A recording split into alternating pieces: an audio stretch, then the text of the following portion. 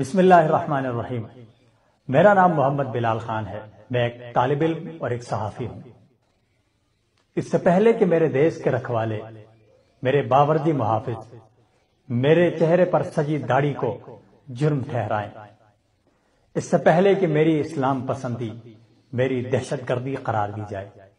اس سے پہلے کہ کسی گمنام سڑک پر میرا لاشا پھینک دیا جائے، اس سے پہلے کہ میرے مرنے کے بعد میری لاش کے اوپر دہشت گردی کا لیبل لگایا جائے، اس سے پہلے کہ میرے اہل خانہ نیشنل ٹی وی کے اوپر آ کر میرے مرنے کے بعد میری گواہی دیتے پھریں کہ اس کا دہشت گردی سے کوئی تعلق نہیں تھا، اور اس سے پہلے کہ میرا بھائی ٹی وی کے اوپر میری تعلیمی اسناد دکھا کر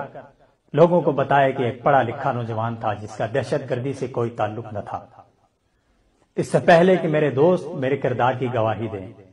اس سے پہلے کہ میرے استاد کو میرے بارے میں یہ بتانا پڑے کہ یہ دہشت گرد نہیں تھا، اس سے پہلے کہ میڈیا اینکر جا کر میرے اہل محلہ سے پوچھیں کہ اس کا کردار کیسا تھا، اس سے پہلے کہ میری ماں اور میرے والد کے آنسو نیشنل ٹی وی پر دکھائے جائیں،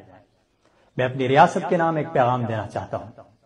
اس ریاست کے نام جس نے مجھے ایک شناخت دی، اس ریاست کے نام جو اپنے شہریوں کو اپنے بچے سمجھتی ہے،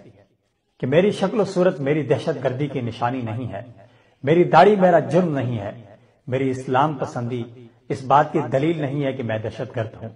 اس سے پہلے کہ آپ میری کسی تصویر کو بنیاد بنا کر مجھے مار ڈالیں، اس سے پہلے کہ آپ مجھے حافظ قرآن ہونے کی وجہ سے دہشت گرد قرار دیں،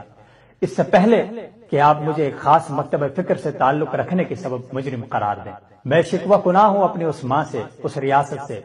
جو کہتی ہے کہ اپنی رعایا کے لیے میں ماں کا کردار ادا کر رہی ہوں۔